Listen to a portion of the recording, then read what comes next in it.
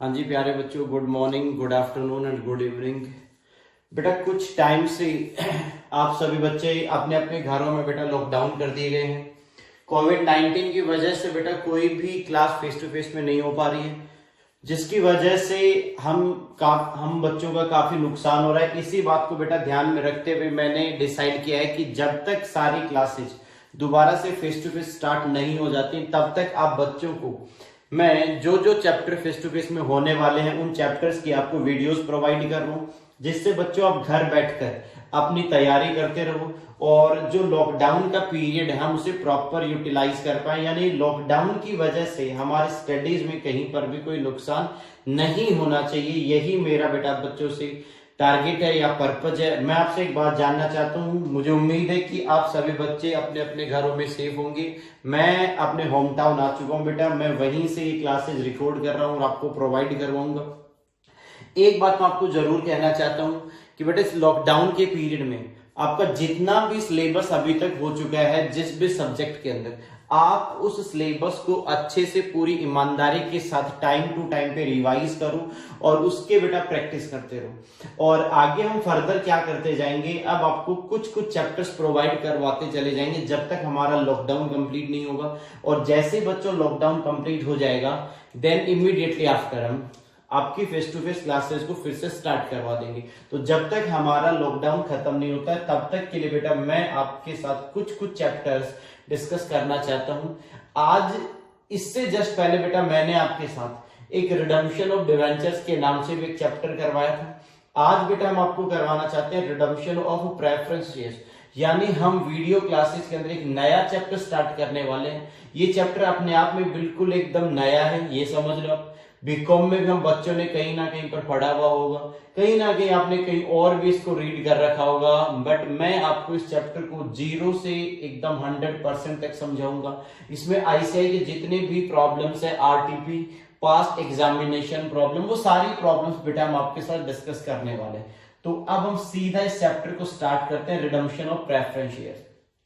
सबसे पहले एक बात बता दूं बेटा, ये जो व्हाइट बोर्ड पे मैंने जो नोटिंग कर रखी है, या बच्चों को क्या करना है, कहीं पर भी आप वीडियो को एक बार पॉज करेंगे और एक बार सारी नोटिंग को नोट कर लेंगे। जब हम आपको समझा रहे हैं उस टाइम के दौरान आप कोई भी नोटिंग नहीं करेंगे। जैसे बेटा एक बार मैं समझा दूं या मैं समझाकर हटूं तब आप एक पूरी नोटिंग को अपने रजिस्टर में नोट डाउन करेंगे। आप पूरे नोट्स तैयार करेंगे प्रॉपर, जैसा हम फेस टू फेस क्लासेज में करते हैं। ये हमारा बोर्ड का पार्ट 1 है बेटा, मैंने इसे 2 पार्ट्स में डिवाइड कर रखा है। तो पार्ट 1 का मतलब है एक बार ये पूरी नोटिंग आपको करनी है। ये बच्चों आपका पार्ट 2 है, ये वाली नोटिंग आपको बाद में करनी है। तो सबसे पहले अगर हम एग्जाम से रिलेटेड बात करें तो बेटा ये चैप्टर हमारा 6 नंबर से 10 नंबर के बीच में कहीं पर भी आ सकता है। 4 नंबर मतलब 4 नंबर में भी आया हुआ है, 6 में भी आया हुआ है, 10 में भी आया हुआ है। तो कहीं ना कहीं मैं इसको एक एवरेज बात करूं तो 6 से लेकर 10 नंबर के बीच में इसका एवरेज आ जाता है। अब सबसे पहले अगर हम बात स्टार्ट करते हैं तो इस चैप्टर के अंदर बेटा 2 वर्ड है, एक है बच्चों रिडम्पशन, दूसरा बेटा प्रेफरेंस शेयर्स। आपको दोनों के बारे में मैं समझाऊंगा। सबसे पहले मैं आपको प्रेफरेंस शेयर्स के बारे में बताता हूं। देखो बेटा, हम जब 11th क्लास में पढ़ते थे हम बच्चे, आप लोग जब 11वीं कक्षा में थे तो आपको टीचर ने पढ़ाया होगा कि शेयर्स का मतलब होता है कैपिटल का एक हिस्सा, यानी part of capital is known as share capital, यानी कैपिटल के टुकड़े को हम शेयर के नाम से जानते हैं।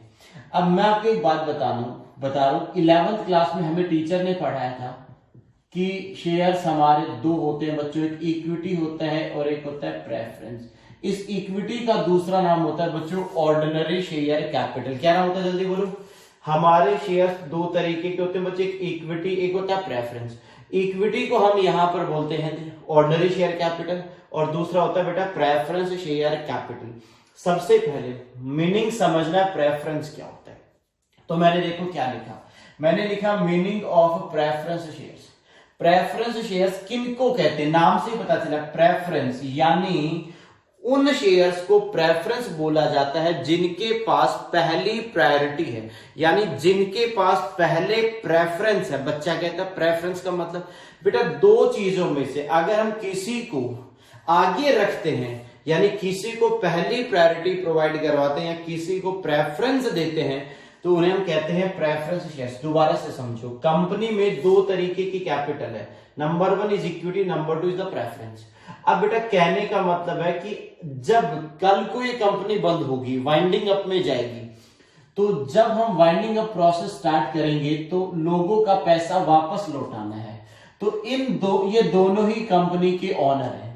तो अब इनमें से किसको पहले पैसा लौटाया जाए, तो पहले पैसा लौटाया जाएगा प्रेफरेंस वालों को। तो प्रेफरेंस शेयर कैपिटल का मतलब है जिनका रीपेमेंट इक्विटी से पहले होता है वो प्रेफरेंस होते हैं। और इक्विटी पे भी डिविडेंड दिया जाता है बच्चों, प्रेफरेंस पे भी डिविडेंड दिया जाता है। तो इक्विटी से पहले डिविडेंड रिसीव करने का राइट प्रेफरेंस वालों का होता है। तो मैं कह सकता हूं प्रेफरेंस शेयर्स का मतलब क्या है, जिन पे फिक्स्ड रेट ऑफ डिविडेंड होता है। अब बच्चों को मालूम होगा, हम हमेशा ऐसे देखते थे 10% प्रेफरेंस शेयर कैपिटल। यहां पर जो बच्चों 10% लिखा गया है ना, इसका मतलब क्या है, इसका मतलब है इन शेयर्स पे फिक्स्ड रेट से डिविडेंड दिया जाएगा और वो फिक्स्ड रेट बच्चों यहां पर है 10%। इसका मतलब यहां 10% फिक्स रेट से डिविडेंड दिया जाएगा, यानी प्रेफरेंस पे rate of dividend already fixed होती है। ये बात इशू के वक्त ही बता दी जाती है। दूसरा, इनके पास प्रेफरेंशियल राइट होते हैं। राइट का मतलब होता है बच्चों अधिकार। इनके पास प्रेफरेंशियल राइट है। कौन से राइट है? दो चीजों के राइट है। नंबर 1 पेमेंट ऑफ डिविडेंड, यानी इन्हें डिविडेंड इक्विटी से पहले दिया जाएगा। यानी कंपनी जब भी डिविडेंड देने के लिए मार्केट में जाएगी तो सबसे पहले प्रेफरेंस को डिविडेंड दिया जाएगा, उसके बाद इक्विटी का नंबर आएगा। दूसरा, रीपेमेंट ऑफ कैपिटल। मैंने बताया ना बेटा अभी, अगर कल को इस कंपनी का वाइंडिंग अप स्टार्ट हो जाता है, अगर कल को इस कंपनी को वाइंड अप करना पड़े, तो बेटा पहले हम इक्विटी से पहले प्रेफरेंस का पैसा वापस लौटाएंगे। यानी पहला राइट हमें प्रेफरेंस को देना है कैपिटल में, और प्रेफरेंस की कैपिटल पे हो जाने के बाद हम इक्विटी को बुलाकर उनका पैसा लौटा देंगे। एकदम क्लियर है? हाँ जी सर। तो समझ में क्या है, प्रेफरेंस वो शेयर्स होते हैं जिन पे रेट ऑफ डिविडेंड पहले से फिक्स्ड होती है, जिनके पास प्रेफरेंशियल राइट होते हैं। दो चीजों के राइट है। नंबर 1 पेमेंट ऑफ डिविडेंड, इन्हें डिविडेंड पहले रिसीव करने का राइट है इक्विटी के कंपैरिजन में, एंड रीपेमेंट ऑफ कैपिटल, और इन्हें वाइंडिंग अप के दौरान कैपिटल पहले रीपे कर दी जाएगी। एकदम क्लियर? हाँ जी सर। सवाल आता है बेटा अगला, मीनिंग ऑफ रिडम्पशन, कि सर रिडम्पशन क्या है। रिडम्पशन बेटा डिवेंचर्स का भी होता है, रिडम्पशन बेटा प्रेफरेंस का भी होता है। अब बात आती है कि सर रिडम्पशन का मतलब क्या है। तो मैंने क्या कहा, redemption is a process of, redemption क्या है, एक प्रोसेस है। किस चीज की प्रोसेस है? Of repayment of preference share capital. दोबारा समझना बेटा, आज से कुछ टाइम पहले जब कंपनी को फंड की जरूरत थी तो कंपनी मार्केट में गई, यानी पब्लिक के पास गई थी कंपनी ने पब्लिक में शेयर्स इश्यू किए। शेयर इश्यू करने का मतलब है बेटा कंपनी ने पब्लिक से पैसे लिए, ध्यान से समझना, कंपनी ने पब्लिक से पैसे लिए, उनको बदले में शेयर्स इश्यू कर दिए। रिडम्पशन का मतलब है कुछ टाइम बाद में, 2 साल, 4 साल, 5 साल, 10 साल बाद में, जब उनका रीपेमेंट, जो भी उनका रीपेमेंट का शेड्यूल था, उस डेट पर आकर जब हम उनका पैसा उनको वापस लौटाते हैं, तो उस वापस लौटाने की प्रोसेस को बेटा रिडम्पशन कहते हैं। दोबारा समझो बेटा, ऐसे समझो मैं कंपनी हूं, आप सारे बच्चे, जितने भी बच्चे हो, सब पब्लिक हो। बेटा मेरे पास पैसे की जरूरत है, मैं तुम्हारे पास आया, मैंने बोला बेटा आप सभी बच्चे मुझे पैसे दे दो। आपने बोला सर हम दे देंगे। मैंने बोला मैं आपको बदले में शेयर्स प्रोवाइड करवाऊंगा, अपनी कंपनी के प्रेफरेंस शेयर्स। आपने कहा सर कोई दिक्कत नहीं है। बट आप में से एक बच्चा समझदार था, उसने एक डाउट पूछा, उसने कहा कि सर हमारा ये पैसा कब वापस मिलेगा। मैंने कहा आज से 10 साल बाद में तुम्हें तुम्हारा पैसा वापस लौटा दिया जाएगा। तो बेटा आज से 10 साल बाद में जब ड्यू डेट आएगी 10 ईयर बाद में, तो बेटा उस दिन जब आपको आपका पैसा वापस लौटाऊंगा, उस वापस लौटाने की प्रोसेस को बोला जाता है बच्चों रिडम्पशन। तो रिडम्पशन क्या है? एक ऐसी प्रोसेस है जहां पर कंपनी ने जो भी पैसा पब्लिक से ले रखा है उस पैसे को वापस लौटा देती है। तो पहला बेटा मीनिंग ऑफ प्रेफरेंस बताया, दूसरा बेटा मीनिंग ऑफ रिडम्पशन बताया। अब स्टूडेंट का एक डाउट आता है कि सर हमारे मन में एक छोटा सा सवाल आया, उसका जवाब दो। मैंने बोला पूछू, बोला कि सर रिडम्पशन किस किस का होता है? तो मैंने कहा बेटा रिडम्पशन सिर्फ और सिर्फ प्रेफरेंस का होता है और रिडम्पशन बेटा डिवेंचर्स का होता है। बच्चे ने अगला डाउट किया, बोला सर इक्विटी का रिडम्पशन क्यों नहीं होता? तो मैंने कहा कि बेटा इक्विटी में जब हम पैसे वापस लौटाते हैं तो उसे रिडम्पशन नहीं बोला जाता है बच्चों, उसे बोला जाता है बाईबैक। ये अपना एक अलग चैप्टर है, इसको हम अलग से पढ़ते हैं, बाईबैक ऑफ शेयर्स के नाम से। क्या बोला मैंने, फिर से समझो। बाईबैक ऑफ इक्विटी का पैसा जब हम वापस लौटाते हैं तो उसे बोला जाता है बाईबैक ऑफ शेयर्स। स्टूडेंट ने कहा प्रेफरेंस का पैसा वापस लौटा रहे हो तो रिडम्पशन कहलाया, इक्विटी का पैसा वापस लौटाया तो रिडम्पशन बाईबैक कहलाया। सर वैसे इन दोनों में कोई डिफरेंस है क्या?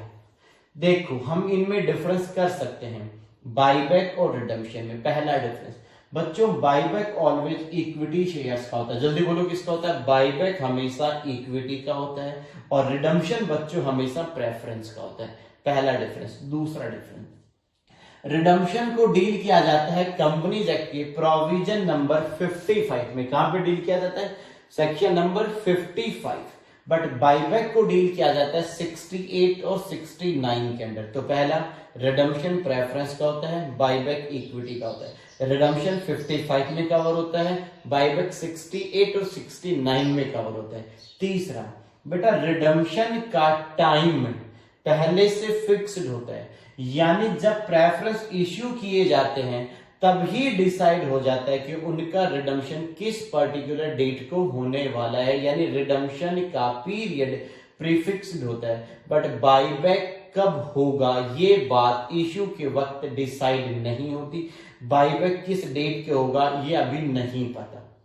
अगला, रिडम्पशन किस प्राइस पे किया जाएगा ये बात भी पहले से फिक्स्ड होती है, इश्यू के वक्त ही बता दिया जाता है कितने साल बाद में रिडम्पशन होगा और कितने रुपए पे एक प्रेफरेंस को रिडीम किया जाएगा, ये सारी बातें पहले ही डिसाइडेड होती है।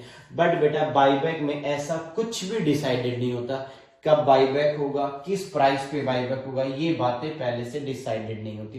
तो ये कुछ डिफरेंस कह सकते हैं बाईबैक और रिडम्पशन में होता है। क्लियर?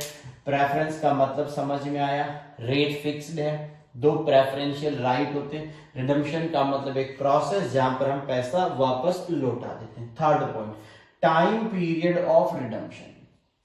इसका मतलब क्या है कि रिडम्पशन कितने वक्त में कर लेना चाहिए? बेटा देखो हमारे देश में ज्यादा से ज्यादा प्रेफरेंस शेयर्स का जो टेन्योर रहता है, यानी जो टाइम पीरियड अलाउड है वो 20 ईयर्स है। तो क्या लिखा? Maximum 20 years period allowed for a redemption. यानी अगर आप रिडम्पशन चाहते हो तो ज्यादा से ज्यादा आपको 20 साल का समय दिया जाएगा। यानी 20 इश्यू जिस दिन आपने शेयर इश्यू किए थे, यानी कहने का मतलब ये है अगर आपने 2020 में शेयर इश्यू किए हैं तो 20 साल के अंदर अंदर इनका आपको क्या करना पड़ेगा? रिडम्पशन करना ही पड़ेगा। यानी 2040 तक आपको रिडीम करना पड़ेगा। 2040 से ज्यादा के लिए आप प्रेफरेंस इश्यू नहीं कर सकते। यानी मैक्सिमम पीरियड कितना बोला गया यहाँ पर? 20 ईयर्स। बट ध्यान से सुनना, कुछ ऐसी कंपनीज हैं जिनको 20 ईयर के कंपैरिजन में कुछ एक्सटेंशन ग्रांट कर रखा है, यानी कुछ उन्हें और समय प्रोवाइड किया गया, यानी उन्हें कुछ रिलीफ दिया गया।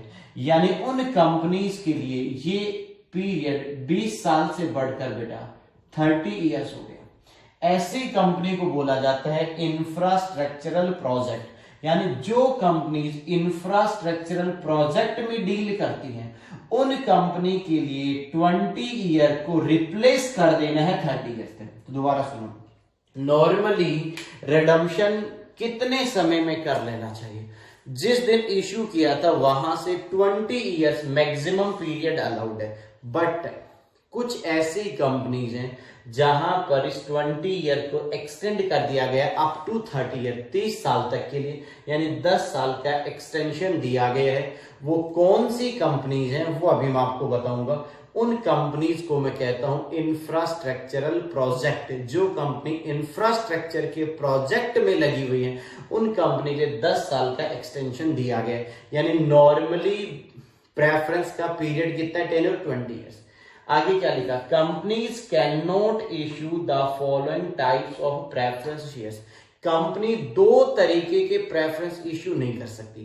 कंपनीज एक्ट में उनके लिए क्या कहा गया, पहला इरिडीमेबल प्रेफरेंस शेयर्स, यानी कंपनी कभी भी ऐसा प्रेफरेंस इश्यू नहीं कर सकती जिनका कभी रिडेम्पशन ही नहीं होगा।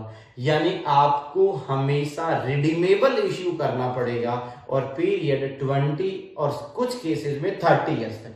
अगला रिडीमेबल आफ्टर 20 ईयर्स, ऐसा भी नहीं कर सकती कि जिनका रिडेम्पशन 20 साल के बाद में हो। सर अभी तो आपने बोला 30 साल, बेटा वो एक एक्सेप्शनल सिचुएशन है, वो नॉर्मल बातों में कवर नहीं होती, तो इरिडीमेबल नहीं कर सकती। और जिनका रिडेम्पशन आफ्टर 20 ईयर बाद में वो भी यहां इश्यू नहीं हो सकते। अगला time limit is extended to 30 years in the following.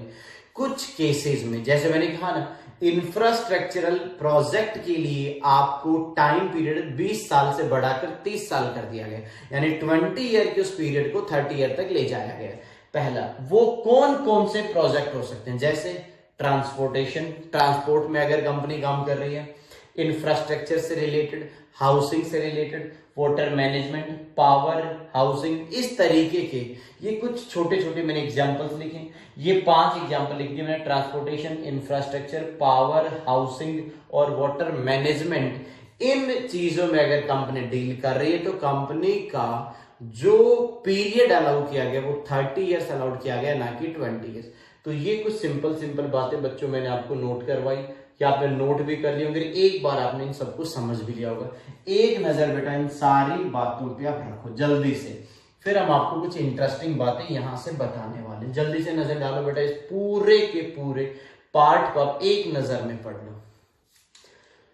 Preference का मतलब क्या है, रिडेम्पशन का मतलब क्या है। रिडेम्पशन के लिए 20 ईयर्स, कुछ केसेस में 30 ईयर तक की कंपनी इरिडीमेबल इश्यू नहीं कर सकती। जिनका रिडेम्पशन आफ्टर 20 ईयर्स बाद में वो भी इश्यू नहीं होंगे।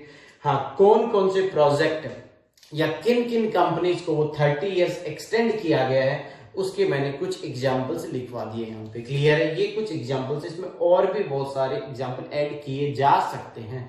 ये हमारा पहला पार्ट स्क्रीन का बच्चों कंप्लीट।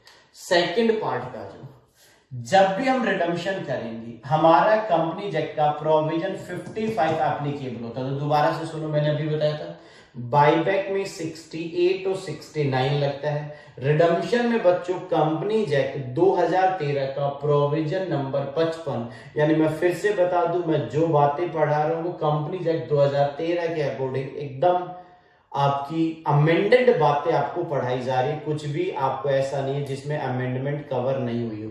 तो provision number 55 of companies act 2013, सबसे पहले point number 1, only fully paid up shares can be redeemed. That means कभी भी किसी भी कंपनी को अगर रिडेम्पशन करना है तो वो रिडेम्पशन से पहले ये देखेगी कि उनके preference shares fully paid up होने चाहिए। That means partly paid up का रिडेम्पशन नहीं होगा। Partly paid up shares can not be redeemed. Partly paid up का कभी भी बच्चों क्या नहीं होगा, रिडेम्पशन नहीं किया जा सकता। रिडेम्पशन के लिए क्या होना जरूरी है, साफ साफ लिखा है सर, इसमें क्या बताना है, फुल्ली पेड अप होने चाहिए। इस बात को मैं यहां से दोबारा क्लियर करता हूं।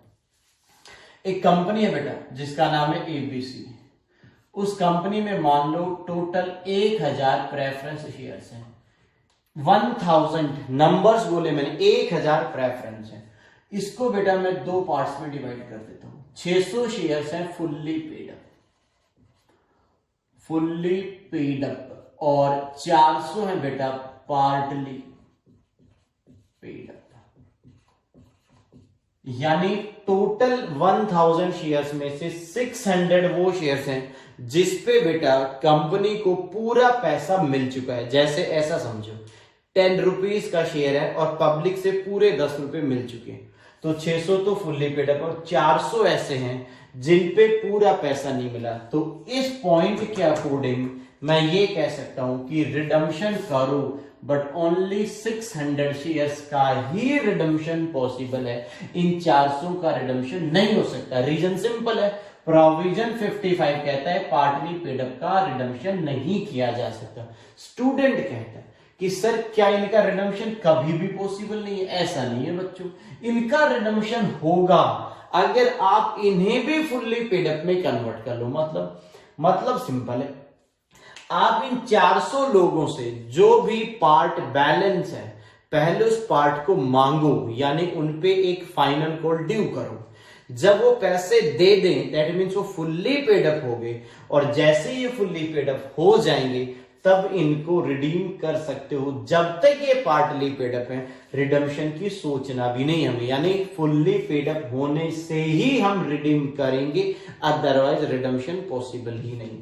अगला पॉइंट, इस चैप्टर में बारी बारी कह रहा हूं रिडम्पशन करेंगी। भला रिडम्पशन कैसे किया जाएगा? रिडम्पशन करने के लिए यहां पर कुछ मेथड्स पढ़ेंगे। Methods of redemption of preference shares, कि जब भी हम प्रेफरेंस को रिडीम करेंगे किस किस मेथड से उनका रिडम्पशन पॉसिबल है, यानी उन्हें रिडीम कैसे कैसे किया जा सकता है। तो यहां पर 3 मेथड्स हैं। पहला, by fresh issue of shares. इसका मतलब आप मार्केट में जाकर, यानी जब आप रिडम्पशन करोगे तो बेटा आपको पैसे की जरूरत है। एक बात बताओ, मैं रिडम्पशन करना चाहता हूं तो मुझे फंड की जरूरत पड़ेगी, यानी कंपनी को। तो कंपनी पैसा कहां से लाएगी?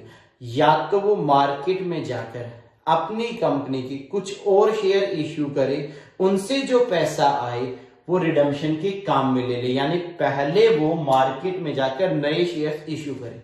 अब यहां पर वर्ड यूज किया गया शेयर्स, इसका मतलब यहां पर हम इक्विटी भी इश्यू कर सकते हैं बच्चों, इक्विटी और प्रेफरेंस।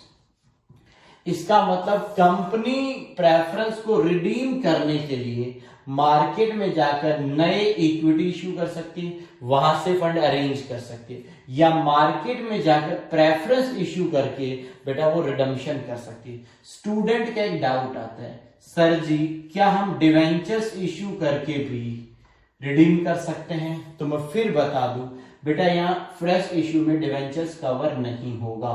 तो आपको क्या समझ में आया कि रिडम्पशन में पहला तरीका है मार्केट में जाएंगे और नए शेयर्स इश्यू करेंगे। शेयर्स का मतलब equity as well as preference दोनों यहां माने जाएंगे, कभी भी इसमें डिवेंचर कंसीडर नहीं होगा, इसलिए मैंने डिवेंचर को क्रॉस कर दिया। ठीक है सर। दूसरा, out of free reserves. Out of free reserves का मतलब है कंपनी के पास जो उसकी बैलेंस शीट में फ्री रिजर्व्स अवेलेबल है, यानी जो उसके पास प्रॉफिट्स अवेलेबल है, उस प्रॉफिट से भी कंपनी प्रेफरेंस का रिडम्पशन कर सकती है। यानी कंपनी रिडम्पशन के लिए अपने रिजर्व्स एंड सरप्लस को यूटिलाइज कर सकती है। तो वो पैसा, ध्यान से समझना, पहले वाले में फंड कहां से अरेंज किया गया? मार्केट में गए और फर्दर शेयर्स इश्यू कर दिए, डिवेंचर्स नहीं आएगा यहाँ पे। दूसरा, हम मार्केट में गए, हमने अपनी ही कंपनी के पास जो रिजर्व्स पड़े थे उन रिजर्व में से पैसा निकालकर हमने रिडम्पशन के काम ले लिया। और तीसरा है बच्चों कॉम्बिनेशन। कॉम्बिनेशन का मतलब है कुछ पैसे हमने नए इश्यू से अरेंज कर लिए और कुछ पैसे हमने फ्री रिजर्व से निकाले, इन दोनों का एक कॉम्बिनेशन बन गया। जैसे मान लो 40% पैसा नए शेयर इश्यू करके अरेंज कर लिया और 60% पैसा हमने फ्री रिजर्व से अरेंज कर लिया, तो ये बन गया कॉम्बिनेशन। या यो कह दो 50% यहां से निकाला, 30% ये भी कॉम्बिनेशन, या यो कह दो 70% मार्केट में नए इश्यू करके और 30% हमने फ्री रिजर्व को यूज करके, तो ये कुछ कॉम्बिनेशन हमारे बन जाएंगे। पढ़कर देखो बेटा, 2 पॉइंट पढ़ा है मैंने यहां पर, जल्दी से रीड करो इनको। तो पहला पॉइंट क्या है? सिर्फ fully paid up shares redeem हो सकते हैं, पार्टली पेड अप का रिडम्पशन बिल्कुल भी पॉसिबल नहीं है। पहले उन्हें फुल्ली पेड अप में बदलो तभी उनका रिडम्पशन पॉसिबल हो सकता है। दूसरा, रिडम्पशन जब भी करोगे 3 बातों का ध्यान रखना है। रिडम्पशन के 3 मेथड्स होते हैं। पहला, मार्केट में गई, आपने नए प्रेफरेंस, नई इक्विटी इश्यू करके फंड अरेंज कर लिया। यहां पर इक्विटी हो सकता है, प्रेफरेंस दोनों अलाउड है, डिवेंचर्स यहां कंसीडर नहीं होगा। कंपनी ने अपने ही रखे हुए फ्री रिजर्व्स को यूज कर लिया। बच्चा कहता फ्री रिजर्व्स क्या होते हैं? बेटा कंपनीज एक्ट के अकॉर्डिंग फ्री रिजर्व्स उन रिजर्व्स को बोला जाता है जिन रिजर्व्स को हम डिविडेंड डिस्ट्रीब्यूशन में काम ले लेते हैं, यानी वो प्रॉफिट जो डिविडेंड बांटने के कह दो या डिविडेंड डिस्ट्रीब्यूट करने के काम आते हैं, उन रिजर्व को यहाँ फ्री रिजर्व्स के नाम से जाना जाता है। हाँ, कौन से रिजर्व फ्री रिजर्व हैं, कौन से नहीं है, वो अगले पॉइंट में मैं आपके साथ डिस्कस करने वाला हूं। तो पहला, नए शेयर इश्यू कर सकते हो, आप फ्री रिजर्व को यूज कर सकते हो, या इन दोनों की कोई कॉम्बिनेशन एक बना सकते हो। अगला पॉइंट, मैंने थर्ड पॉइंट बेटा प्रॉफिट को डिस्क्राइब कर दिया, कौन फ्री रिजर्व में आएंगे कौन नहीं आएंगे। Profit available for a dividend, जो प्रॉफिट डिविडेंड के काम आता है दैट मीन्स वो फ्री रिजर्व होता है। तो मैं यहां साइड में लिख देता हूं, इसका मतलब है ये बच्चों फ्री रिजर्व है, सिंपल। और जो डिविडेंड के काम नहीं आता वो आपका फ्री रिजर्व नहीं कहलाता। तो फ्री रिजर्व कौन? जो डिविडेंड के काम आएगा, जो फ्री रिजर्व जो डिविडेंड के काम नहीं आता वो फ्री रिजर्व नहीं कहलाता। तो कौन कौन से प्रॉफिट से आप डिविडेंड दे सकते हो, यानी जिनको हम फ्री रिजर्व मान सकते हैं। पहला, प्रॉफिट एंड लॉस अकाउंट। अगर हमारे पास प्रॉफिट एंड लॉस में कुछ पैसा रखा हुआ है तो हम उसे फ्री रिजर्व कंसीडर कर सकते हैं, यानी P&L में रखी हुई अमाउंट हमारी फ्री रिजर्व है। दूसरा, हमारे जनरल रिजर्व में रखा हुआ पैसा हमारा फ्री रिजर्व है, यानी जनरल रिजर्व से भी डिविडेंड दिया जा सकता है। तीसरा, डिविडेंड इक्वलाइजेशन रिजर्व या डिविडेंड इक्वलाइजेशन फंड। ये रिजर्व फंड बनाया ही इसलिए जाता है कि कंपनी डिविडेंड देने के काम में ले ले, और एक रिजर्व फंड। तो हम कह सकते हैं ये सारे free reserve, P&L, general reserve, DER that means dividend equalization reserve, और रिजर्व फंड ये फ्री रिजर्व है। ये कुछ ऐसे एग्जांपल्स हैं जिनको फ्री रिजर्व में नहीं रखना, जैसे कि सिक्योरिटी प्रीमियम। हमारे पास सिक्योरिटी प्रीमियम में रखा हुआ पैसा, कैपिटल रिजर्व, कैपिटल रिजर्व में available amount, investment allowance reserve, development rebate reserve. ये रिजर्व आपको फ्री रिजर्व में कंसीडर नहीं करने, यानी इन रिजर्व्स को आप कभी भी प्रॉफिट डिस्ट्रीब्यूशन के काम नहीं लोगे। Security, capital, debenture redemption reserve और इन्वेस्टमेंट अलाउंस रिजर्व, इनको आप फ्री रिजर्व नहीं मान सकते हो। तो ये मैंने बताया सिर्फ फुल्ली पेड अप का रिडम्पशन होगा। रिडम्पशन कहां से किया जाएगा? फ्री रिजर्व का मतलब होता है कौन फ्री है कौन फ्री नहीं है। अगला पॉइंट आता है प्रीमियम पेबल ऑन रिडम्पशन। इस बात को मैं अभी क्लियर करवाऊंगा, ये हम कह सकते हैं एक हमारा इंपॉर्टेंट पॉइंट है। यहाँ पर आराम से समझना, इस पॉइंट को पूरी ईमानदारी के साथ समझना है, फिर आपका कंसेप्ट कुछ कुछ आगे बढ़ता चला जाएगा। बताइए सर, पहले आप ऊपर के 3 पॉइंट पढ़कर देखो, पढ़ो जल्दी से, फिर बेटा मैं इस पॉइंट को भी समझाऊंगा। देखो, आप ऐसे समझो, एक कंपनी का 10% प्रेफरेंस शेयर है 100 रुपीज का, यानी मैंने फिर से बोलना क्या है, 10% प्रेफरेंस, ये है रेट ऑफ डिविडेंड। एक प्रेफरेंस है बच्चों 100 रुपए का, यानी 10% वाला 100 रुपए का एक प्रेफरेंस शेयर है। मैं आपको कहना चाहता हूं कि इनकी रिडम्पशन वैल्यू, यानी जब ये रिडीम होगा, इसकी वैल्यू डिसाइडेड है 110 रुपए। दोबारा से समझना, प्रेफरेंस कितने का बेटा? 100 रुपए का। रिडम्पशन वैल्यू कितनी डिसाइडेड है? 110। मेरा आपसे एक सवाल है, यहां पर 10 रुपए एक्स्ट्रा दिए या नहीं दिए, बस ये बताओ। इस 10 रुपए को बोला जाता है प्रीमियम ऑन रिडम्पशन। यानी कंपनी ने आज से 10 साल पहले जब इस प्रेफरेंस को इश्यू किया तो पब्लिक से उसे कितने रुपए आए? 100 रुपीज आए। और 10 साल बाद में जब कंपनी रिडीम करने जा रही है तो इस 100 के बदले में कितना वापस लौटाना पड़ रहा है? 110 रुपए। तो बेसिकली ये 10 रुपए आपका प्रीमियम कहलाता है। क्या कहलाता है? जल्दी बोलो। ये हमारा प्रीमियम कहलाता है। तो इसे नाम दिया जाता है प्रीमियम पेबल ऑन रिडम्पशन। तो ध्यान से समझना, मैं आपको ये बताना चाह रहा हूं ये 10 रुपए का P&L हम कहां से चार्ज करने वाले हैं, इस P&L को कहां से आप अरेंज करोगे, इस बात को समझाने के लिए मैंने एक पॉइंट बनाया। पढ़ो, आराम से पढ़ना। Premium payable on redemption, clear है? हाँ जी। तो मैंने कहा कंपनी दो तरीके की हो सकती है, यानी रिडम्पशन पे जो प्रीमियम दिया जाएगा उस प्रीमियम के पैसे को कहां से अरेंज करना है, इसके लिए दो अलग अलग कंपनी हो सकती है। अब कौन सी कंपनी आपकी है उसके अकॉर्डिंग आप प्रीमियम को अरेंज करोगे। सबसे पहले फाइनेंशियल स्टेटमेंट, अगर जो कंपनी है, अगर कंपनी ने अपने फाइनेंशियल स्टेटमेंट बनाए हैं किसके अकॉर्डिंग, एएस के अकॉर्डिंग। मैंने फिर से पढ़ना क्या लिखा, financial statement comply with accounting standard specified under section number 133। अगर हमारे फाइनेंशियल स्टेटमेंट या हमारी कंपनी ने अपना फाइनेंशियल स्टेटमेंट तैयार किया है किसके अकॉर्डिंग, अकाउंटिंग स्टैंडर्ड के अकॉर्डिंग जो स्पेसिफाइड है under section 133 of companies act, तो आपकी कंपनी को सिक्योरिटी प्रीमियम यूज करने का राइट नहीं है। सर हम नहीं समझे, यानी बेटा ये 10 रुपए के प्रीमियम के लिए आप कभी भी सिक्योरिटी प्रीमियम यूटिलाइज नहीं करोगे, यानी सिर्फ आप प्रॉफिट यूज कर सकते हो। दोबारा समझना, नॉर्मली अगर आप बीकॉम वगैरह की बुक देखोगे बेटा तो आपको वहां पर क्या मिलेगा मैं फिर बता देता हूं। वहां पर बेटा प्रीमियम पेबल ऑन रिडम्पशन जो होता है उसके लिए वो सिक्योरिटी प्रीमियम यूज करते हैं। मैं फिर से कह रहा हूं, आपको देखना है कंपनी कौन सी है।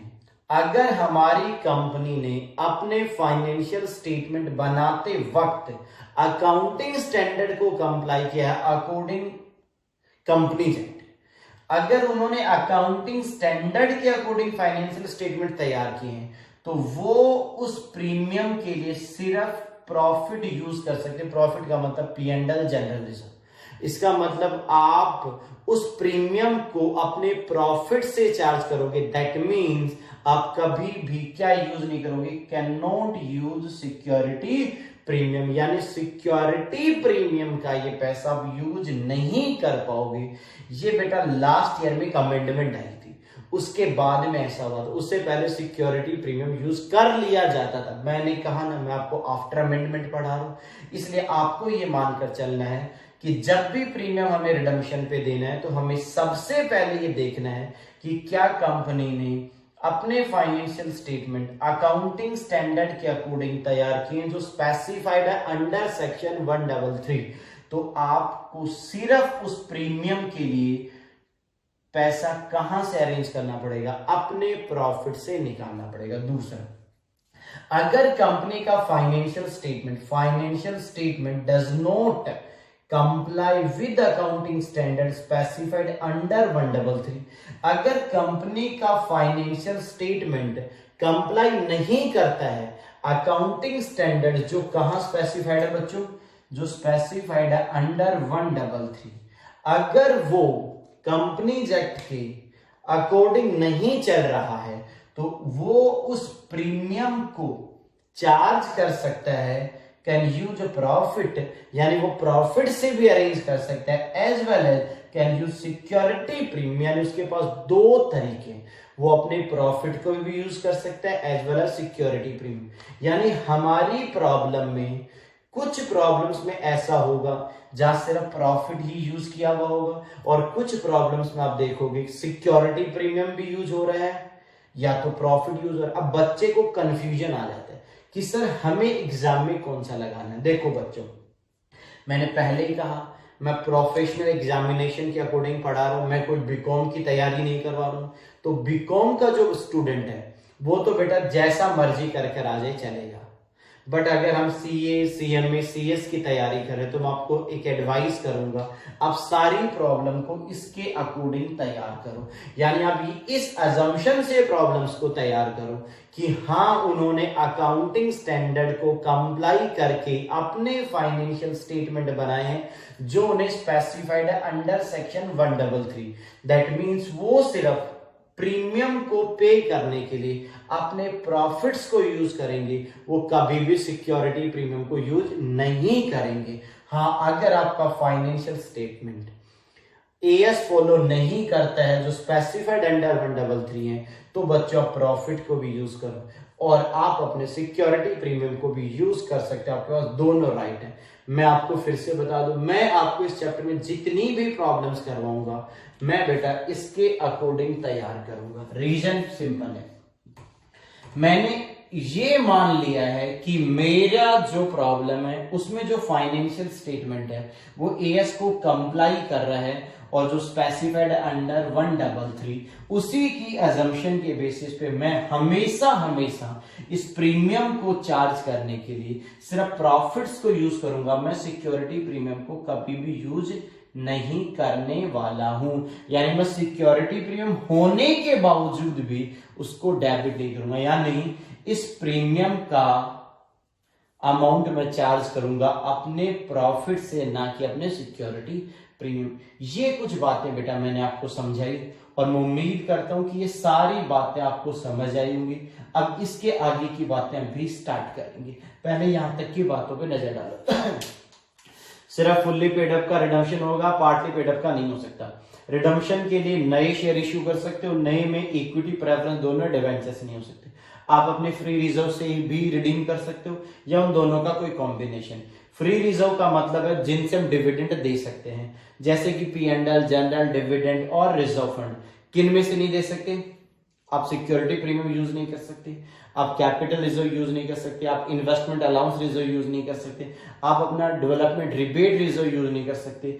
एक यहां पर आ सकता है प्रॉफिट प्रायर टू इनकॉर्पोरेशन, हमारी कंपनी बनने से पहले के प्रॉफिट अगर है हमारे पास वो भी यूज नहीं हो सकते।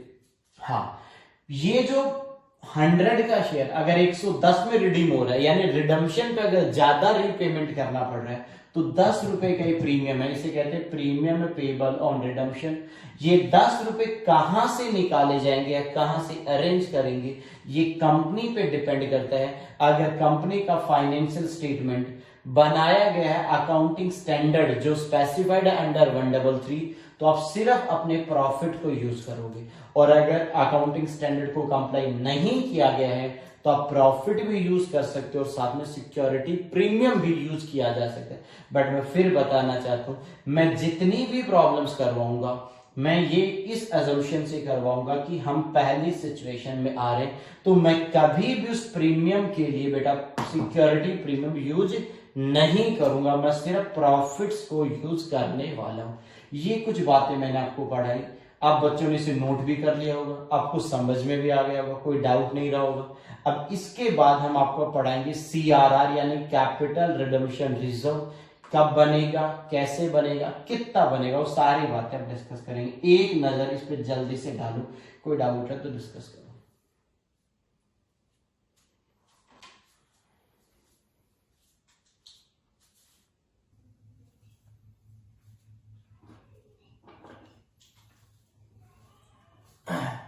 देखो बेटा, अभी अभी जस्ट हमने आपको ये बताया कि प्रेफरेंस का मतलब क्या है, रिडम्पशन ऑफ प्रेफरेंस का मतलब क्या है, फिर हमारा provision number 55 of companies act क्या कहता है वो बातें बताई। फिर बेटा मैंने आपको वहां पर एक बहुत ही इंटरेस्टिंग पॉइंट बताया था कि कभी भी कोई भी कंपनी जब रिडम्पशन करेगी प्रेफरेंस का, और अगर बच्चों रिडम्पशन पे प्रीमियम पे करना पड़े, मैंने आपको ये बताया बच्चे अभी कि अगर 100 रुपए का प्रेफरेंस रिडम्पशन के वक्त अगर 110 रुपए पे रिडीम हो रहा है, तो सवाल ये खड़ा होता है ये 10 रुपए जो यहां पर एक्स्ट्रा हम पे कर रहे हैं, इसको बच्चे यहां पर बोला जाता है प्रीमियम पेबल ऑन रिडम्पशन। इस प्रीमियम के 10 रुपीज को कहां से चार्ज किया जाएगा, इसको लेकर मैंने आपको दो बातें क्लियर करवाई। पहला पॉइंट मैंने बताया था कि इस 10 रुपीज को हम पहला तो पे करेंगे, आपको देखना पड़ेगा कि आपकी कंपनी कौन सी है। अगर आपकी कंपनी अकाउंटिंग स्टैंडर्ड को फॉलो करती है अकॉर्डिंग अंडर सेक्शन 133, तो आपको बेटा इस प्रीमियम की अमाउंट के लिए सिर्फ आप प्रॉफिट को यूटिलाइज कर सकते हो। दैट मीन्स आप अपने सिक्योरिटी प्रीमियम को काम नहीं ले सकते। बट अगर company under section 133 security premium को, अगर कंपनी अकाउंटिंग स्टैंडर्ड को फॉलो नहीं कर रही है तो कंपनी अपने प्रॉफिट को भी यूज कर सकती है, एज वेल एज बेटा कंपनी अपने सिक्योरिटी प्रीमियम को भी यूज कर सकती है। मैंने आपको बताया था स्टूडेंट के मन में बहुत सिंपल सा डाउट आता है। मालूम है डाउट क्या आता है? बच्चे के मन में डाउट ये आता है कि सर हमें एग्जाम के अंदर ये बताओ कैसे पता चलेगा कि यहां पर जो हमारी कंपनी है वो यहां पर एग्जिस्टेंस में है कि यहां पर। तो मैं आपको फिर से क्लियर कर दूं बेटा, आपको पेपर के लिए हमेशा ये मानकर चलना पड़ेगा कि कंपनी अकाउंटिंग स्टैंडर्ड्स को फॉलो कर रही है, जिसकी वजह से आप कभी भी प्रीमियम की उस अमाउंट को सेट ऑफ करने के लिए आप सिक्योरिटी प्रीमियम को यूटिलाइज नहीं करोगे। अब सवाल खड़ा होता है यहां से बेटा, जो हमारा सेक्शन नंबर 55 था उसके अंदर एक बहुत इंटरेस्टिंग पॉइंट है, amount transferred to the CRR. चलो ध्यान से सुनना बच्चों। जी सर बताइए।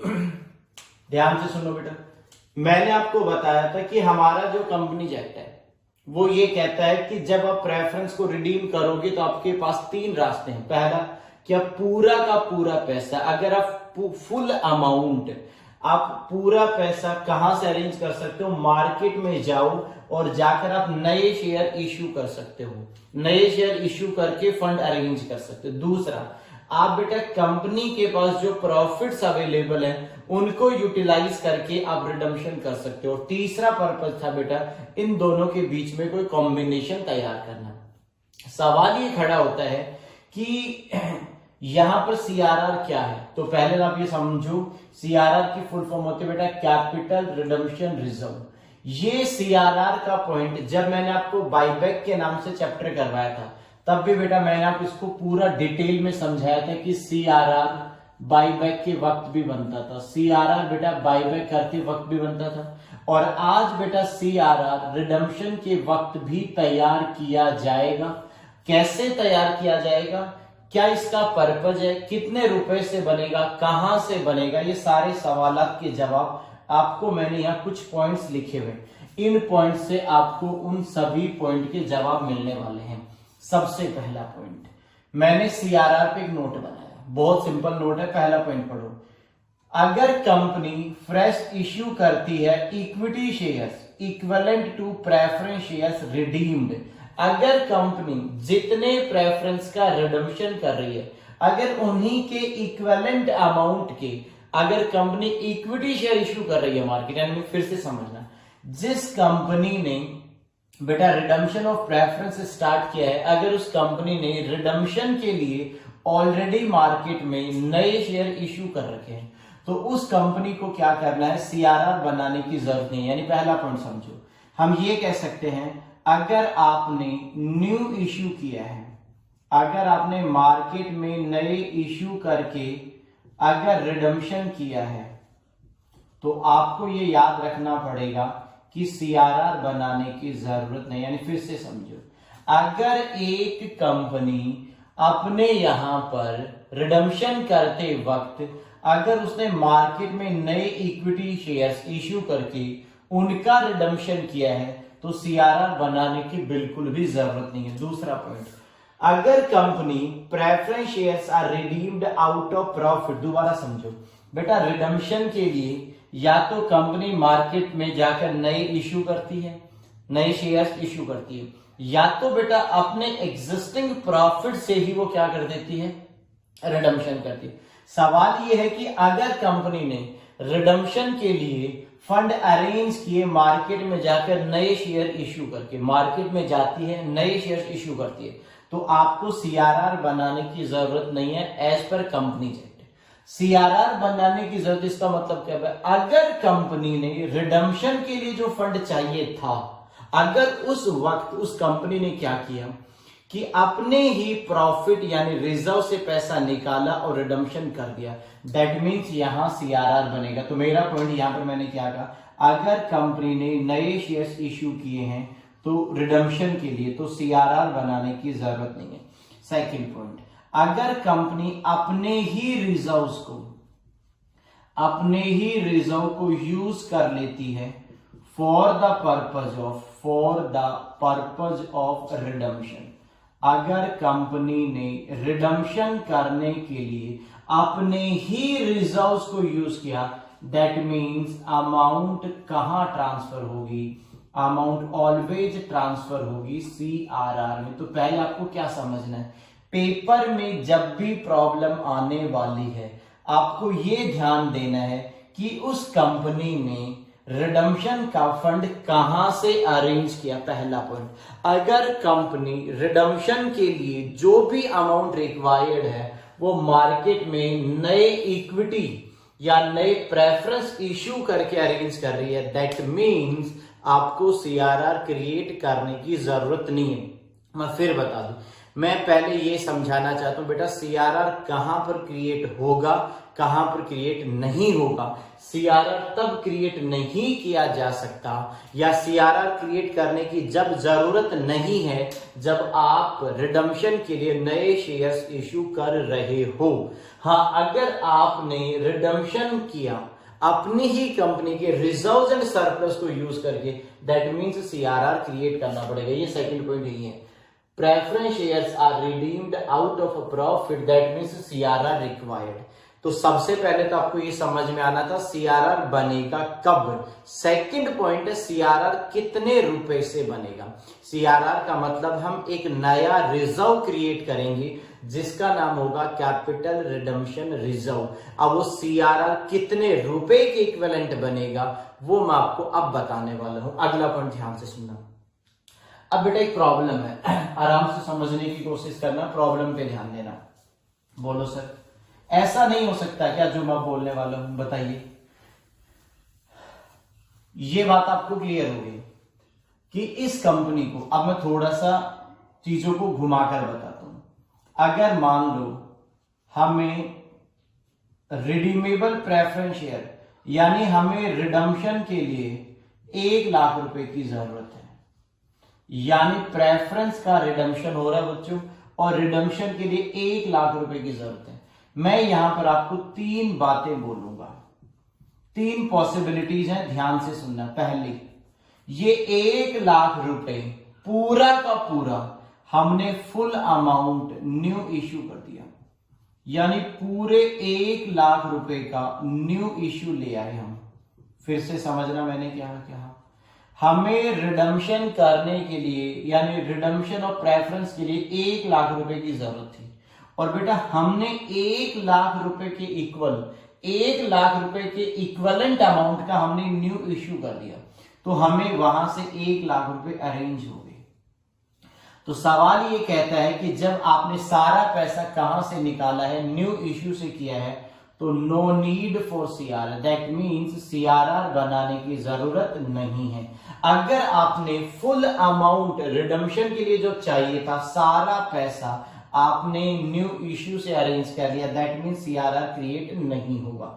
सेकंड पॉइंट, आपने सारा का सारा पैसा फुल अमाउंट पूरे पैसे अपने ही रिजर्व से निकाले, इसका मतलब आपको CRR बनाना पड़ेगा और पूरे 1 लाख रुपए के इक्वल बनाना पड़ेगा, यानी जो प्रेफरेंस शेयर्स आप रिडीम कर रहे हो उसकी नॉमिनल वैल्यू के बराबर CRR बनेगा। फिर से समझना, जितने भी प्रेफरेंस शेयर्स का रिडम्पशन बच्चों आप रिजर्व से करोगे, मैंने फिर से बोलना है, जितने भी प्रेफरेंस का आप रिडम्पशन करने वाले हो नालायकों अपने रिजर्व को यूज करके उन प्रेफरेंस के नॉमिनल वैल्यू के इक्विवेलेंट अमाउंट CRR में ट्रांसफर हो जाएगी।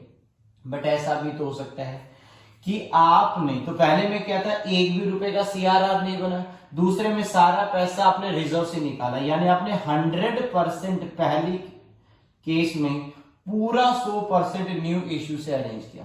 सेकंड प्रॉब्लम में आपने 100% पार्ट अपने रिजर्व से अरेंज किया। तीसरे परसेंट में मान लो 40% आपने शेयर्स इश्यू करके निकाले, यानी 40% आप फंड अरेंज कर रहे हो नए शेयर्स इश्यू करके, और 60% के लिए बेटा मान लो आपने रिजर्व्स को यूज किया, इसका मतलब 60% के इक्विवेलेंट सीआरआर बनेगा। मैं फिर से क्लियर कर दूं, ये कॉम्बिनेशन वाली प्रॉब्लम है। अगर पूरा का पूरा पैसा, अगर आपने 100% अमाउंट कहां से अरेंज की है, नए इश्यू से अरेंज की है, तो आपको एक भी रुपए का सीआरआर नहीं बनाना।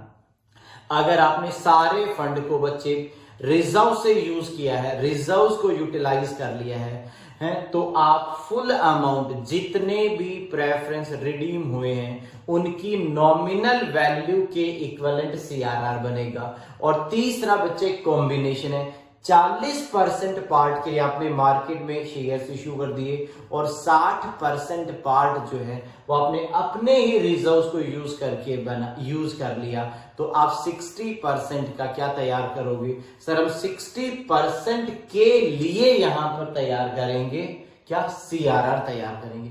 तो अब यहां पर पढ़ना, जब हम रिडम्पशन रिजर्व से करेंगे दैट मीन सीआरआर बनेगा calculation of amount transferred to the CRR. मैंने एक बहुत सिंपल फॉर्मेट बनाया, आराम से समझना। क्या लिखा देखो, nominal value of preference share capital to be redeemed, यानी जो प्रेफरेंस शेयर कैपिटल रिडीम होने वाली है उनकी नॉमिनल वैल्यू बता दो। एग्जांपल के तौर पे इसे अगर कंटिन्यू करें, मान लो ये नॉमिनल वैल्यू, अगर जो प्रेफरेंस रिडीम कर रहे हो उनकी नॉमिनल वैल्यू है बेटा 1 लाख, और अगर मान लो आपने 40% पार्ट के लिए शेयर्स इश्यू कर दिए, तो इसमें से माइनस करेंगे nominal value of new issue of share capital, यहां पर न्यू इश्यू आ जाएगी मान लो 40,000। तो बताओ कितने रुपए सीआरआर में ट्रांसफर हो जाएंगे? सिंपल 60,000। दोबारा समझो, अगर आपने पूरा पैसा, अगर आप फुल, अब 3 ही तो पॉसिबिलिटी है। पहली पॉसिबिलिटी यहां से समझो, अगर सारा पैसा कहां से अरेंज किया? नए शेयर्स इश्यू करके, तो हम कहेंगे जिनका रिडम्पशन होना उनकी नॉमिनल वैल्यू 1 लाख। हमने 1 लाख के ही प्रेफरेंस नए शेयर्स इश्यू कर दिए, तो हमें सीआरआर में ट्रांसफर करने की जरूरत नहीं है, यानी 0 रुपए ट्रांसफर होगा। सेकेंड केस में आपने सारा पैसा रिजर्व से निकाला, तो यहां पर नॉमिनल न्यू इश्यू की कितनी हो जाएगी? 0। 1 लाख रुपए उनकी नॉमिनल वैल्यू, हमने एक सिंगल रुपए का नए शेयर इश्यू नहीं किए, इसका मतलब पूरा पैसा कहां ट्रांसफर हो जाएगा?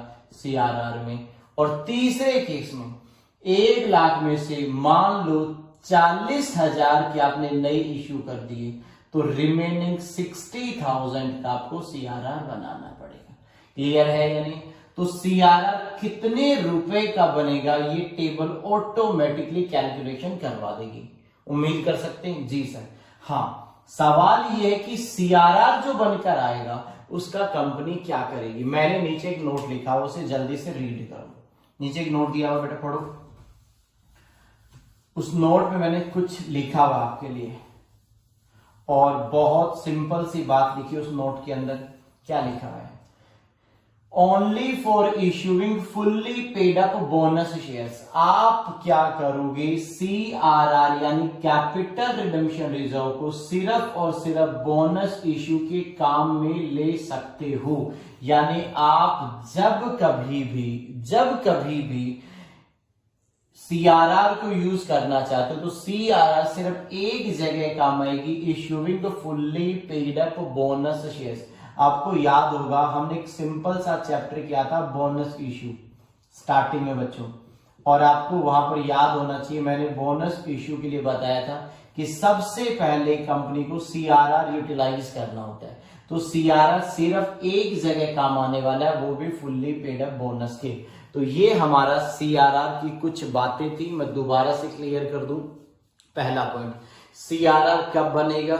अगर कंपनी ने रिडम्पशन के लिए बच्चों किसको यूज कर दिया हो? अपने रिजर्व यानी अपने प्रॉफिट को यूटिलाइज किया, दैट मीन सीआरआर बनेगा। अगर कंपनी ने अपने प्रॉफिट को यूज नहीं किया है, कंपनी ने मार्केट में नए शेयर्स इश्यू किए हैं, तो उसे सीआरआर बनाने की जरूरत नहीं। अगर मान लो कंपनी ने 40% के लिए नए इश्यू कर दिए और 60% के लिए रिजर्व्स को यूज कर लिया, तो बेटा सीआरआर सिर्फ रिमेनिंग पार्ट दैट मीन 60% का तैयार होगा।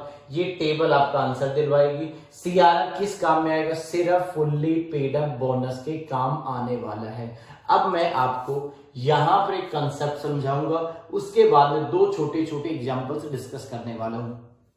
पहले मैंने आपके लिए एग्जाम्पल नंबर 2 कवर कर लेना है। पढ़ो, calculation of amount transfer to the CRR, क्योंकि अभी हम ये सीआरआर की ही बातें पढ़ रहे थे, तो सीआरआर में कितना पैसा जाने वाला है इसको लेकर बच्चों, ये आपने नोट कर ही लिया होगा।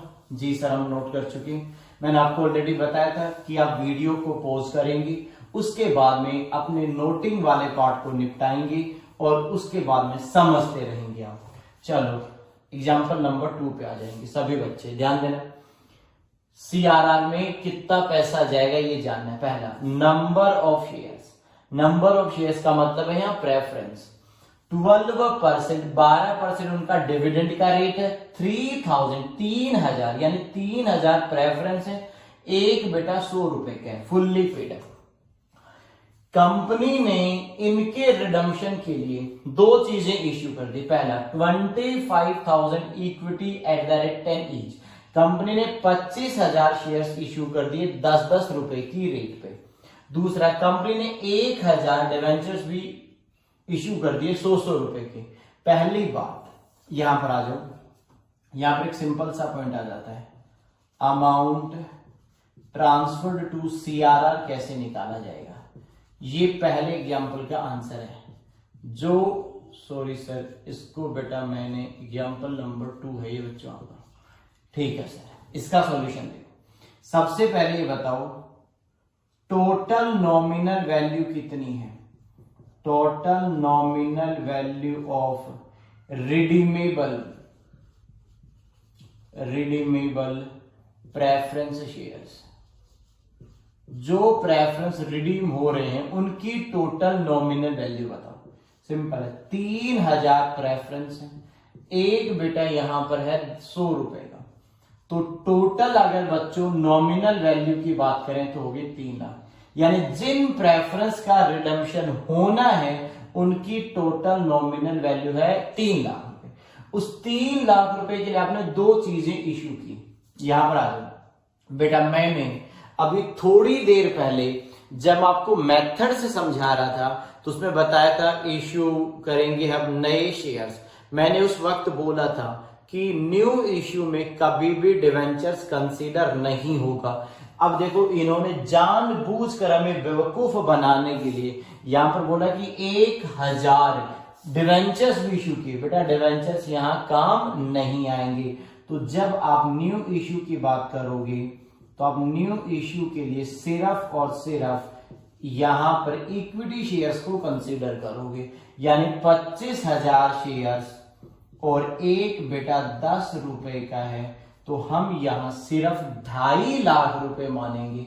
यानी मैं फिर से बोल रहा हूं, हमें जिन प्रेफरेंस का रिडम्पशन करना था उनके लिए 3 लाख रुपए की जरूरत थी, उनके लिए हमने 2.5 लाख रुपए के नए शेयर्स इश्यू कर दिए। इसका मतलब हमने 50,000 रुपए की जो कमी रह गई है वो पैसा हमने कहां से निकाला होगा? फ्री रिजर्व से। दोबारा समझो बेटा, 3 लाख रुपए रिडीमेबल कैपिटल है, जिसमें से चलो 2.5 लाख के इक्वल अमाउंट आपने यहां से अरेंज कर ली।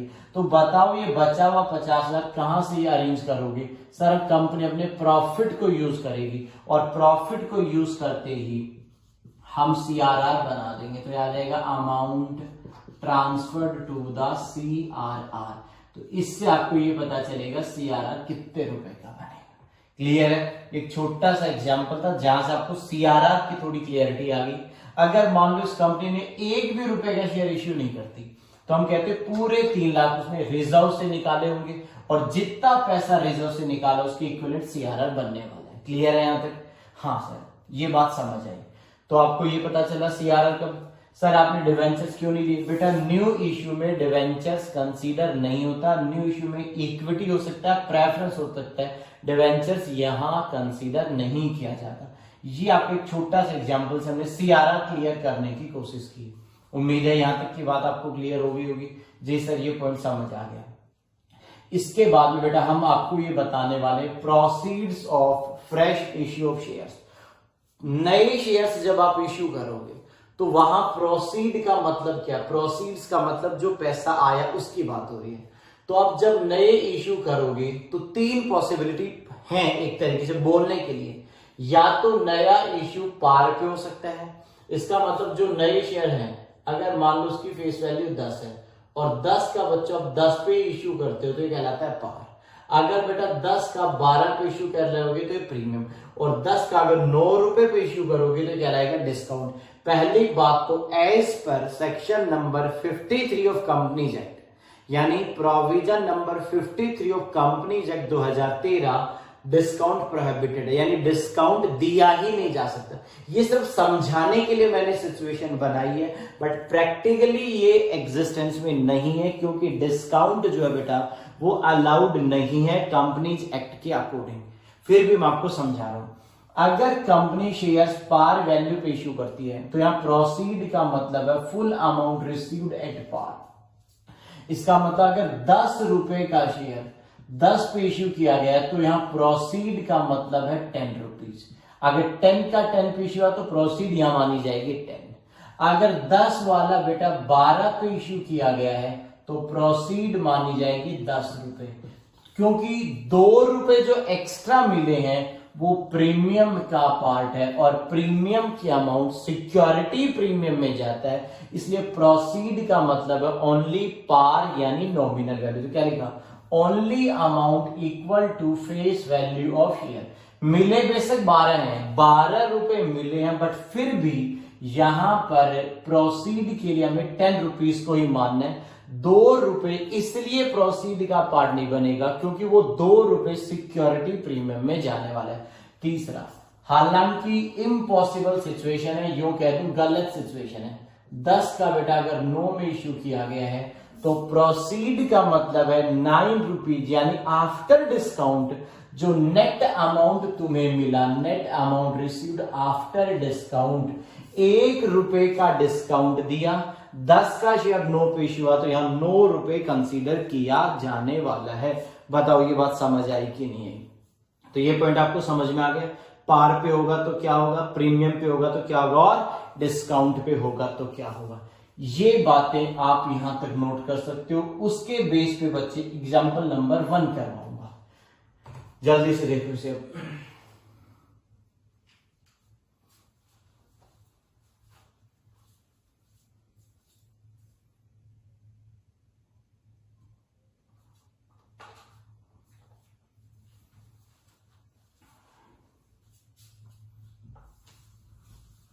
सेकंड का सॉल्यूशन नोट कर लिया होगा।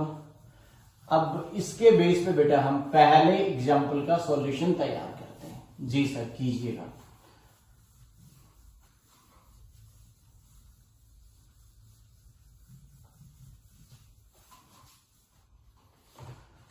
देखो मैंने कैलकुलेटर ले लिया, आप भी कैलकुलेटर ले सकते हो। बेटा ये तीसरी सिचुएशन में एक बार आप पूरा नोट करने के बाद आप भी हल्का से इस पे क्रॉस मार सकते हो। इसका मतलब प्रैक्टिकली एप्लीकेबल नहीं है। इसके नीचे लिख सकते हो prohibited as per section number 53 of companies act 2013, allowed नहीं। एग्जाम्पल नंबर 1 तो देखो क्या कह रहा है, नंबर ऑफ एन का मतलब यहां number of 8% preference shares. Number का मतलब है कितने नंबर है 8% वाले प्रेफरेंस के, 9000। इसका मतलब 9000 नंबर्स हैं 8% वाले। एक शेयर बेटा 100 रुपए का fully paid up, ₹100 each fully paid up, यानी 9000 शेयर हैं 100 रुपए वाले और सब ने पूरे 100 रुपए पे कर रखे। Company decided to redeem these preference shares at par. Company इन पूरे 9000 शेयर्स का रिडम्पशन करना चाहती है, वो भी पार वैल्यू पे। फिर से सुनो, यानी किसी कंपनी के पास ऑलरेडी बच्चे 9000 प्रेफरेंस शेयर्स हैं, 8% उनका रेट है और एक शेयर 100 रुपीज का है और पूरा फुल्ली पेड अप है, 100 रुपए का 100 रुपए पे पेड अप है। कंपनी डिसाइडेड, कंपनी ने ऑलरेडी डिसाइड कर लिया कि उनका रिडम्पशन होना है पार पे, यानी 100 रुपए वाला 100 रुपए पे रिडीम होने वाला है। पहला point. By the issue of equity shares, और कंपनी इनके रिडम्पशन के लिए यूं कह दो नए शेयर्स इश्यू करना चाहती है। रिडम्पशन वो कोई फ्री रिजर्व से नहीं कर रही, अपनी ही कंपनी के मार्केट में जाकर नए शेयर्स इश्यू करके वो रिडम्पशन चाहती है। 3 अलग अलग केस बनाए, केस 1, केस 2, केस 3। पहला, वो कंपनी 10 रुपए का ₹10 each fully paid up at par, वो अपनी ही कंपनी की 10-10 रुपए वाले इक्विटी इश्यू करेगी, वो भी पार वैल्यू पे। दूसरे अलग प्रॉब्लम है, 12 रुपए पे इश्यू करेगी at ₹12 for a premium including ₹2। इसका मतलब 12 रुपए पे इश्यू करेगी जिसमें 2 रुपए प्रीमियम के हैं। इसका मतलब उसकी फेस वैल्यू 10 है और 10 वाला 12 रुपए पे इश्यू हो रहा है, यानी 2 रुपए का प्रीमियम। और तीसरा, ₹9 एट ए डिस्काउंट ऑफ ₹1, 10 रुपए का शेयर वो 9 रुपए में इश्यू करेगी, 1 रुपए का डिस्काउंट देगी। और यहां पर पूछा जाएगा calculate number of shares issued. ये पूछा गया है कि कितने नए शेयर्स इश्यू करने वाले हो। तो सबसे पहले पॉइंट, अगर हम इसका आंसर तैयार करेंगे पहले केस में, चलो पहले यहां पर देखो, टोटल अमाउंट रिक्वायर्ड, हमें कितना पैसा चाहिए बच्चों, total amount required for redemption. अगर हमें रिडम्पशन करना है तो अपने को कितने पैसे की जरूरत पड़ेगी। तो आपने बेटा पहला एग्जांपल पढ़ लिया, उसके बेसिस पे हम ये कह सकते हैं total amount required for redemption निकाली जा सकती है। कैसे निकालेंगे, देखो बेटा यहां पर 9000 शेयर्स का रिडम्पशन होना है, यानी 9000 शेयर्स को रिडीम करना चाहते हो, 9000 का रिडम्पशन होगा। एक शेयर के लिए आपको 100 रुपए देने पड़ेंगे, यानी 9000 शेयर्स, यानी एक यूनिट पे आपको 100 पे करने, तो 9000 के रिडम्पशन पे आपको टोटल कहीं ना कहीं 9 लाख रुपए की जरूरत पड़ेगी। अब इस 9 लाख रुपए के लिए आप कितने इक्विटी इश्यू करोगे वो यहां से जाना जाएगा। Number of equity shares issued, कितने इश्यू किए गए या किए जाएंगे वो यहां से निकाले जाएंगे। हाँ, तो 3 अलग अलग बातें। पहला, 10 रुपए का ₹10 each fully paid up at par, हमने 10 रुपए का शेयर 10 रुपए पे इश्यू कर दिया, तो बताओ हमें कितने शेयर्स इश्यू करने पड़ेंगे। तो मैं ऐसे कह सकता हूं यहां पर पहले केस के अकॉर्डिंग हमें टोटलिटी में 9 लाख की जरूरत है, और इस 9 लाख रुपए के लिए हम क्या करेंगे, 10-10 रुपए वाले कितने शेयर्स इश्यू कर दें। तो बेटा 9 लाख रुपए के लिए हम 10 रुपए के अकॉर्डिंग 90,000 शेयर्स इश्यू करने वाले। ये पहली सिचुएशन है। Full amount received at par, इसका मतलब यहां कितना ले लोगे, 10 रुपए। तो 9 लाख अरेंज करने के लिए 90,000 शेयर्स इश्यू करने पड़ेंगे।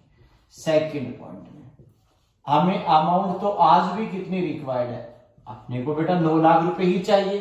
केस नंबर 2 में सिर्फ इश्यू प्राइस ही तो बदल गई, ₹12 फॉर ए प्रीमियम इंक्लूडिंग 2, 12 रुपए पे इश्यू होगा और 2 रुपए प्रीमियम। इसका मतलब फेस वैल्यू कितनी है, 10। तो ये देखो, प्रोसीड के लिए प्रीमियम के केस में भी आपको क्या लेना है, फेस वैल्यू, यानी 12 रुपए नहीं लेने, 12 में से 2 रुपए अलग कर दो, सिर्फ और सिर्फ आपको फेस वैल्यू कंसीडर करनी है।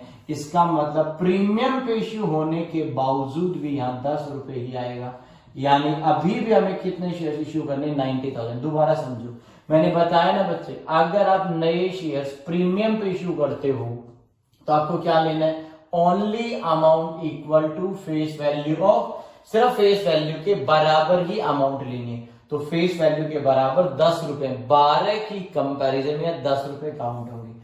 और तीसरे पॉइंट पे जब जाओगे बच्चे आप केस नंबर 3, हालांकि इलॉजिकल केस है, डिस्काउंट पॉसिबल ही नहीं है, फिर भी डिस्काउंट के केस में नेट अमाउंट लेनी है। तो 9 लाख रुपए चाहिए, फेस वैल्यू है 10, 1 रुपए का बेटा डिस्काउंट 9 पे इश्यू किया गया ना, इसका मतलब नेट अमाउंट होगी 9 रुपए। तो हमें कितने शेयर्स इश्यू करने की जरूरत है? 1 लाख। इन तीनों केस का ये आंसर है। इसका मतलब है नंबर ऑफ शेयर्स, इतने इतने शेयर्स आप सभी बच्चों को बेटा इश्यू करने पड़ेंगे। जल्दी से इस पे नजर डालो। बिल्कुल सर समझ आ गया। तो क्या समझ में आ गया? हमें 9 लाख चाहिए थे। पहले केस में पार के लिए 10 लेंगे तो 90,000 इश्यू करेंगे। प्रीमियम पे भी पार ही कंसीडर होगा तो 10 के अकॉर्डिंग ये भी 90, और तीसरे में डिस्काउंट के अकॉर्डिंग 1 लाख शेयर्स इश्यू करेंगे। मैंने यहां पर आपको अभी तक जो पढ़ा दिया इस चैप्टर में, आपको क्या क्या पढ़ा?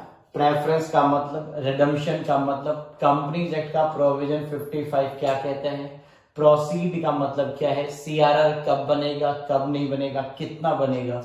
उसके बाद में एक एग्जांपल सीआरआर पे कितना ट्रांसफर होगा वो बताया। एक और एग्जांपल में मैंने आपको ये समझाने की कोशिश की है कि कितने शेयर्स इश्यू करने पड़ेंगे हमें इतने पैसे की जरूरत के लिए। इस तरीके से हमने छोटे छोटे कुछ कंसेप्ट इस चैप्टर के डिस्कस किए। अब इस पे और बहुत सारे एग्जांपल्स डील होंगे।